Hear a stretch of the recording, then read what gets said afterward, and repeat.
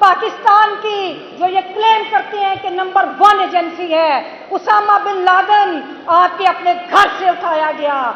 जब उन्होंने कहा कि आपकी अदालतें दहशतगर्दों को छोड़ती हैं, तो उनको सवाल करना चाहिए था कि एपीएस के शोहदा, उनके जो कातिल थे वो आपकी हिरासत से फरार हुए थे। ये जो पार्लियामान है ये बूटों की मदद से वजूद में आई और इसकी कोई लेजिटिमेसी नहीं कि ये किसी किस्म की कोई कानून साजी भी करे। उस फस्तायत के खिलाफ लड़ते रहे, उस जबर के खिलाफ लड़ते रहे, उन वर्दियों के खिलाफ लड़ते रहे जो पाकिस्तान के ऊपर गैर आईनी और गैर कानूनी तौर पर मुसल्लत रही। मोहतरम जनाब हामिद खान साहब, जनाब आबिद जुबैरी साहब, तमाम इंतहाई काबिल एहतराम हमारी क़यादत, जिन्होंने हमेशा गयूर वकला की आवाज़ बने, और मेरे भाई और मेरी बहनें मोअज़्ज़ज़ मेंबरान बार जो अयूब आमरीत से लेकर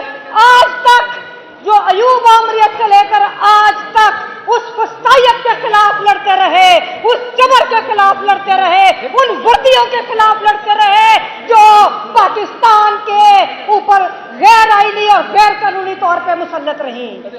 ये जो एक आईनी पैकेज की बात हो रही है, ये अलहदा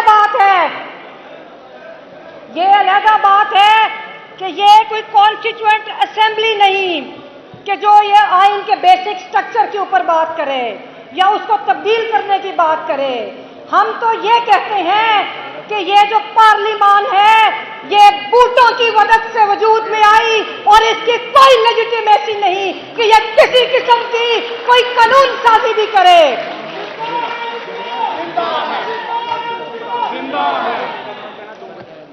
ये बड़ा पाकिस्तान की आईनी और सियासी तारीख का एक अजीब वाकया होने जा रहा था कि जब रातों रात हुकूमती वुज़रा और इस्टेब्लिशमेंट के करिंदे एक सर्कस लगाया हुआ था, कोई भाग दौड़ कर रहे थे और उनके हाथ में किसी किस्म का कोई मुसवदा नहीं था।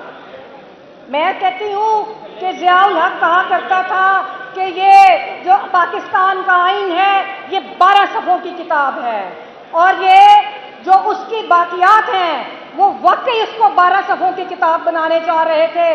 इन्होंने जुडिशरी के ऊपर शाबून मारने के लिए, इन्होंने सुप्रीम कोर्ट को मैजिस्ट्रियल कोर्ट बनाने के लिए ये सारी तरमीम जो थी वो करने लगे थे। लेकिन पाकिस्तान के जो गयूर वकला हैं, मुझे फख्र है कि हामिद खान साहब की क़यादत में जो एक लॉन्ग स्ट्रगल है वकला की, आप लोग डट के खड़े हुए, पाकिस्तान के अवाम डट के खड़े हुए और उनका ये जो मंसूबा था वो खाक में मिल गया। और कल मैंने सुना जो लॉ मिनिस्टर है, सबसे पहले तो मैं आबिद जुबैरी साहब को सलाम पेश करती हूँ कि जिस तरह पिछले साल सुप्रीम कोर्ट बार एसोसिएशन ने उनकी क़यादत में वकला की कॉज को आगे बढ़ाया और उनके जाने के बाद सुप्रीम कोर्ट बार एसोसिएशन शर्म और अफसोस से कहना पड़ता है कि एक कब्रिस्तान बन चुकी है। मुझे अफसोस से कहना पड़ता है कि ये एक सरकारी बार एसोसिएशन बन चुकी है।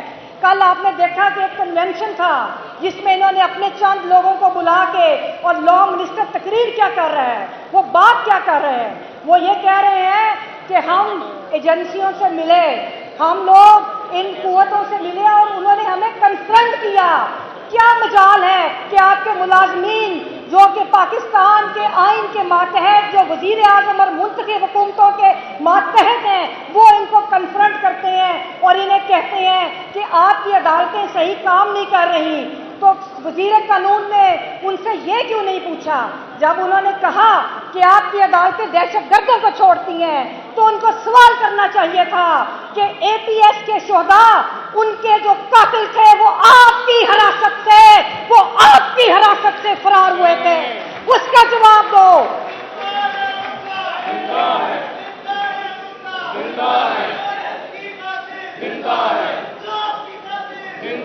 उसामा बिन लादेन पाकिस्तान की जो ये क्लेम करते हैं कि नंबर 1 एजेंसी है, उसामा बिन लादेन आपके अपने घर से उठाया गया। क्या करदगी थी आप लोगों की। फिर वजीर कानून को यह सवाल पूछना चाहिए था इनसे कि इस्लामाबाद हाई कोर्ट के इस्लामाबाद हाई कोर्ट पाकिस्तान की तारीख में बतौर इंस्टीट्यूशन पहली मर्तबा जजेस खड़े हुए और उन्होंने कहा कि ये एजेंसियां और ये फौज हमारे जुडिशल सिस्टम के अंदर मुदाखलत करते हैं। तो कोई पूछा, हुकूमत ने कोई कानून साजी उस हवाले से की? तो मुझे बड़े अफसोस के साथ ये कहना पड़ता है कि जिस तरह ये जमहूरियत को पामाल कर रहे हैं, हमारे वकला ना इसको कबूल कभी किया है ना करेंगे। हमने मुशर्रफ आमरीत से लड़के LFO की जो अमेंडमेंट्स थी जिसमें जजेस की जो रिटायरमेंट एज को बदला गया, हमने उसके खिलाफ मुकाबला किया और हम आज भी करेंगे।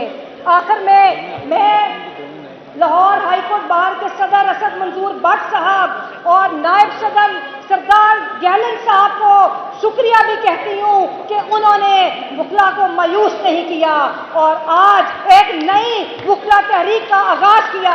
उनके लिए तालियां।